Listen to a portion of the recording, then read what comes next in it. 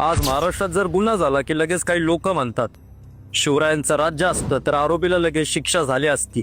हो, झाली असती. पण समजून घ्या, शिवाजी महाराज म्हणजे न्याय, सन्मान आणि समानतेचं प्रतीक. स्त्रीचा सन्मान हा त्यांच्यासाठी धर्म होता.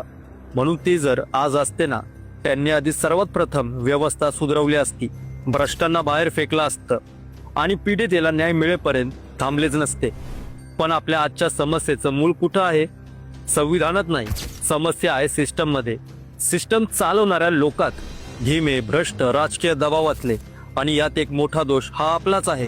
कारण आपण मतदान करताना उमेदवार कसा आहे, त्याचं शिक्षण काय आहे, काम काय आहे हे पाहत नाही.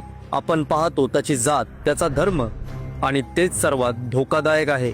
हे बंद झालं नाही तर व्यवस्था कधीच बदलणार नाही. म्हणून संविधान सादर करताना बाबासाहेब हे म्हटले होते, जर सत्ताधारी लोक अन्यायकारक, जातीवादी आणि भ्रष्ट असतील तर त्यांच्या हातात